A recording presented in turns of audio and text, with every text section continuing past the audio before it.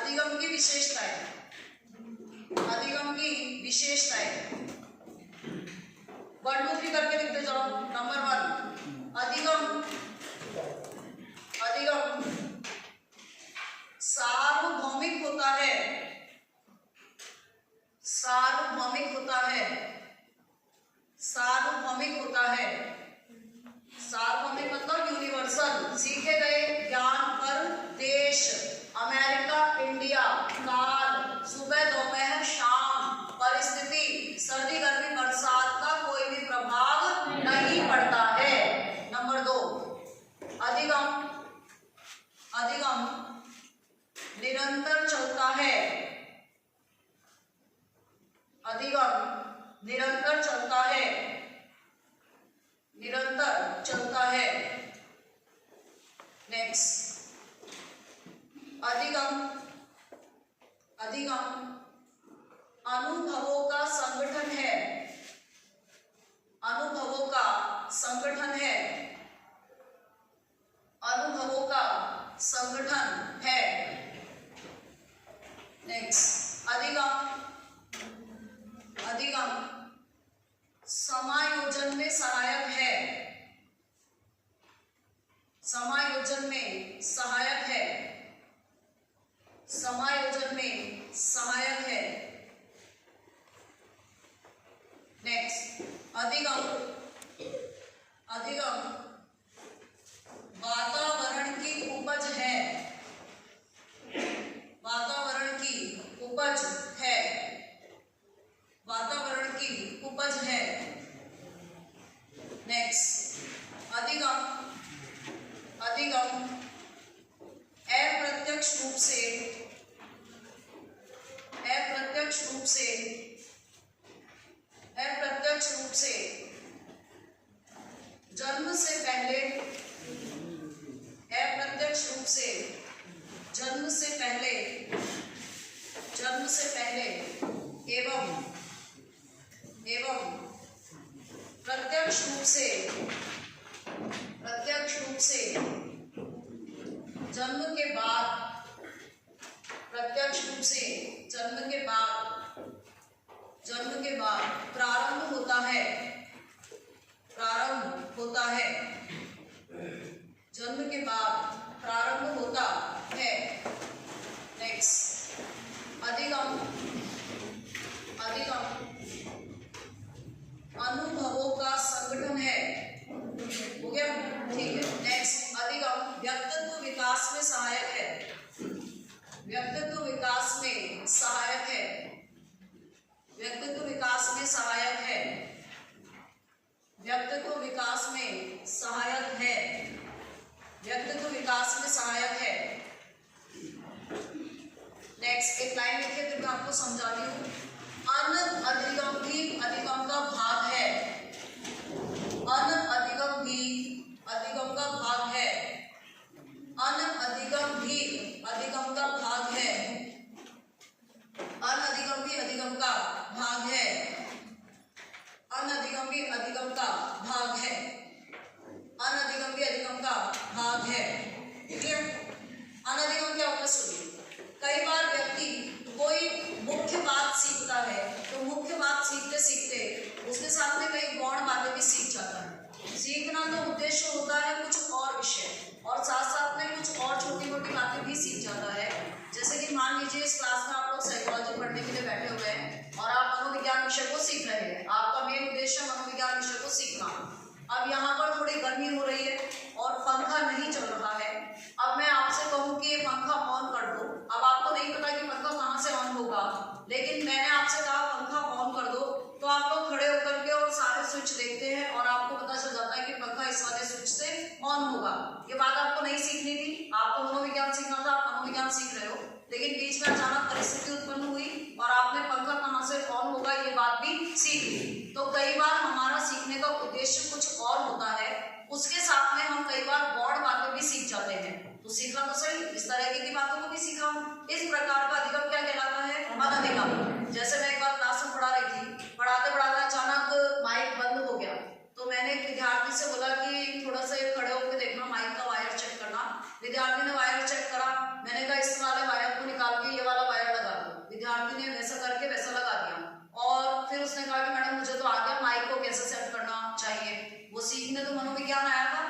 साथ साथ में माइक को सेट करना भी सीख गया। तो कई बार व्यक्ति मेन विषय सीखता सीखता उसके साथ में कुछ और गौण बातें भी सीख जाता है।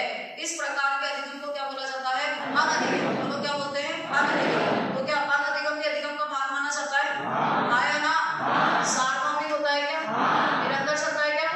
वातावरण की उपज है क्या? उग जाता है क्या? जन्म से पहले जन्म के बाद? प्रशिक्षण द्वारा संभव है क्या? अनधिगम भी अधिगम का भाग है। आया ना? किसने बोला था अनुभव द्वारा व्यवहार परिवर्तन? व्यवहार द्वारा व्यवहार परिवर्तन, आदतों ज्ञान अभिवृद्धि उपार्जन, क्रिया द्वारा व्यक्ति में विकास। आगे लिखते अधिगम के भेद। अधिगम के भेद, टाइप्स ऑफ लर्निंग। अधिगम के भेद, टाइप्स ऑफ लर्निंग। अधिगम के भेद, अधिगम के भेद, अधिगम के भेद। क्लियर? बोर्ड पे देखिए, लिखना मतलब कुछ भी अभ्यास से पहले समझो, समझ में आ जाए कोई भी बात उसके बाद लिखो। पहले लिखने का कोई अर्थ नहीं है, पहले समझो उसके बाद में लिखो। बोर्ड पे देखो, अधिगम मुख्य रूप से कितने प्रकार का माना जाता है? अब बोर्ड पे देखो और फटाफट बोलते जाना। सबसे पहला होता है गद्यात्मक, बोलो कौन सा होता है? दूसरा होता है वाचिक, बोलो कौन सा होता है? और तीसरा होता है समस्या समाधान, बोलो कौन सा होता है? कुल कितने प्रकार का अधिगम माना जाता है? पहला बोलो, दूसरा, तीसरा। सुनिए, जब भी कोई व्यक्ति किसी भी विषय को शारीरिक रूप से गतिशील रह करके सीखता है तो ये कौन सा अधिगम कहलाता है? गद्यात्मक। जब भी कोई व्यक्ति किसी भी विषय को शब्दों की सहायता से सीखता है तो ये कौन सा अधिगम कहलाता है? वाचिक। और जब भी कोई व्यक्ति किसी भी विषय को या किसी भी समस्या को हल करते हुए सीखता है तो ये कौन सा अधिगम कहलाता है? समस्या समाधान। जैसे एक लड़का साइकिल चलाना सीखता है, ये कौन सा अधिगम हो गया? गद्यात्मक। एक लड़का पियानो बजाना सीखता है, कौन सा अधिगम हो गया? गद्यात्मक। एक लड़का फुटबॉल खेलना सीखता है, कौन सा अधिगम हो गया? गद्यात्मक। एक लड़का किताबें पढ़कर सीखता है। अभी आप लोग मेरी बात को सुनकर सीख रहे हो, कौन सा अधिगम है? वाचिक। बोलो कौन सा अधिगम है? एक लड़का गणित के सवालों को हल करते हुए सीखता है, समस्या समाधान। कुल कितने प्रकार का अधिगम हो गया? साइकिल चलाना गद्यात्मक, शब्दों द्वारा वाचिक, समस्या को हल करते हुए समस्या समाधान। अच्छा, एक समय में 2 या 3 तरह का अधिगम भी हो सकता है क्या? एक समय में 2 या 3 तरह का अधिगम भी हो सकता है क्या? मान लीजिए मैं आपसे बोलूं कि श्रुति लेख, इस श्रुति लेख में 2 तरह के अधिगम है, बताओ कौन कौन सा अधिगम है? सुनना तो कौन सा वाला हो गया? बोलो बोलो, शाबाश। पढ़ लिखना कौन सा हो गया? बोलो कौन सा हो गया? Very good. बोलते रहो, आंसर देते रहो, गलती करोगे कोई बात नहीं है, आपको नहीं आता इसलिए आप कोचिंग आते हो, लेकिन रिस्पॉन्स करो, बिल्कुल न्यूट्रल होकर मत बैठो। गलत करोगे तो सही भी हो जाएगा, घर में गलती करो कोई दिक्कत नहीं है, एग्जाम में हमारा आंसर गलत नहीं होना चाहिए, ठीक है? तो रिस्पॉन्स करते रहो, गलत आंसर दोगे तो करेक्ट हो जाएगा, और क्या होगा? सजाए मौत तो मिलेगी नहीं किसी को, करेक्ट हो जाएगा, इसलिए आंसर देकर सीखो, ठीक है? टोटल कितने प्रकार का अधिगम है यहाँ पर? 2। सुनना तो कौन सा हो गया? वाचिक। और लिखना कौन सा हो गया? ठीक है? अब एक बात ध्यान रखोगे या साथ के साथ, भाषा शिक्षण के 4 कौशल माने जाते हैं, LSRW, सुनना, बोलना, पढ़ना, लिखना, ठीक है? हिंदी में इसको बोलेंगे सुनना, बोलना, पढ़ना, लिखना, लिसनिंग, स्पीकिंग, रीडिंग और राइटिंग। अगर पूछे आपसे कि इसमें सबसे सूक्ष्म गद्यात्मक कौशल कौन सा है? सबसे सूक्ष्म गद्यात्मक कौशल, सबसे सूक्ष्म बताओ, सबसे सूक्ष्म कौन सा हो गया? लिखना। सबसे सूक्ष्म कौन सा हो गया? लिखना। सूक्ष्म का मतलब होता है जटिल, सूक्ष्म का मतलब क्या होता है? जटिल। माइक्रो, जटिल, जो बिल्कुल सूक्ष्म है, जो बिल्कुल जटिल है, तो सबसे सूक्ष्म कौशल माना जाता है लिखना। सुन तो कोई भी लेता है, सुन सुन करके बच्चा भी बोल लेता है, फिर स्कूल जाता है, जब जाकर के पढ़ना लिखना सीखता है, पढ़ना भी सीख जाता है, लेकिन लिखना सबसे ज्यादा टिपिकल होता है। और बड़े बड़े होने के बाद भी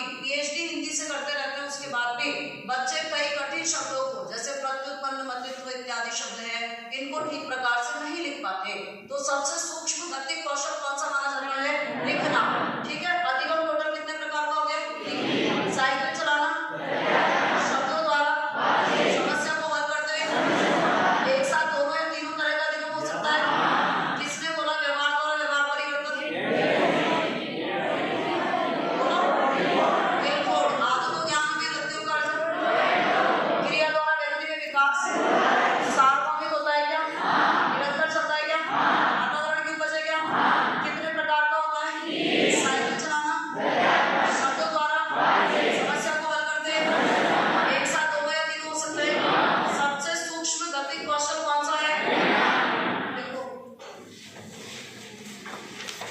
ये एक पंखा ऑन कर देते ना क्लास इधर बढ़ा ऑन कर दो क्या दिक्कत है? नीचे से वो तो कौन सा तो यहाँ से हाँ नीचे वाले से ये ऑन ऐसे स्विच हो गया। एक को तो ऑन कर लेते हैं सबको इधर पीछे से बंद क्लास हो गया। ये मैंने कौन सा वाला अधिगम किया? मुझे पता चल गया पंखा कहाँ से ऑन होगा। ये कौन सा अधिगम है मेरा? अनधिगम में अधिगम का भाग होता है क्या?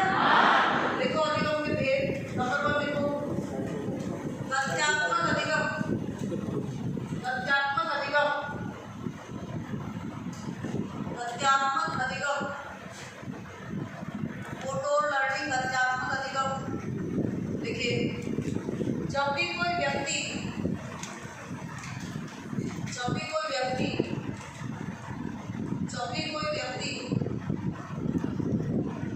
किसी भी विषय को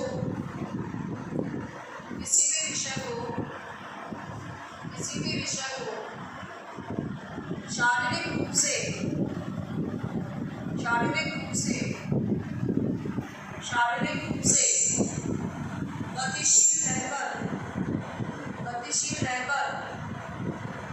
गतिशील रहकर सीखता है।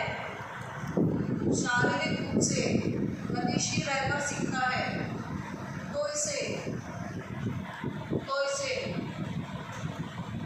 तथ्यात्मक अधिगम कहते हैं। तथ्यात्मक अधिगम कहते हैं।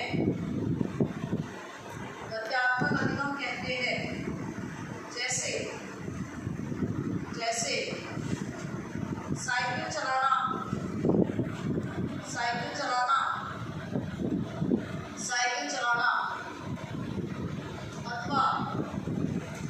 अथवा फुटबॉल खेलना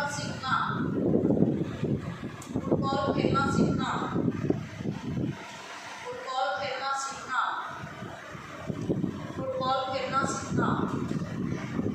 एक बार बहुत बड़ी इंग्लिश में आया था question sports which type of learning खेलकूद किस प्रकार का अधिगम है? स्पोर्ट्स बताओ। शाबाश। नंबर 2 वाचिक अधिगम।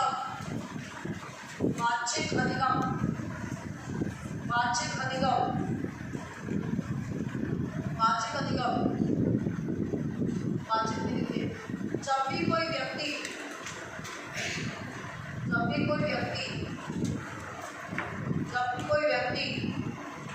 शब्दों की सहायता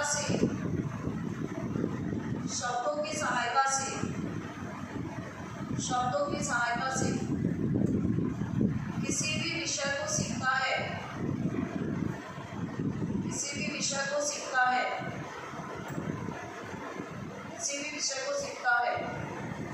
तो इसे वाचिक अधिगम कहते हैं।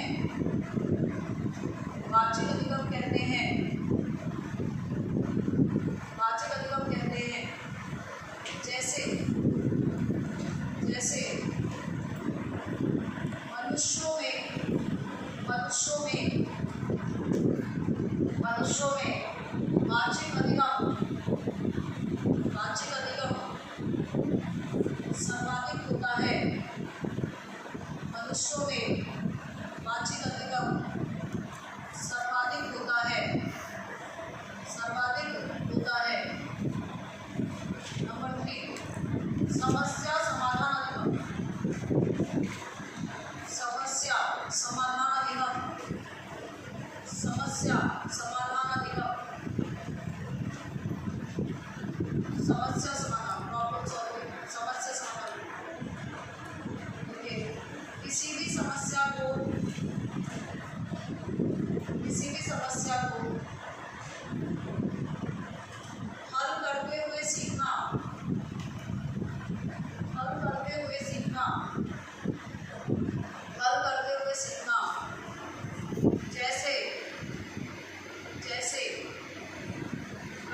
विषय में, गणित विषय में, गणित विषय में किया जाने वाला अधिगम, गणित विषय में किया जाने वाला अधिगम, गणित विषय में किया जाने वाला अधिगम। ठीक है, एक साथ 2 या 3 हो सकते हैं।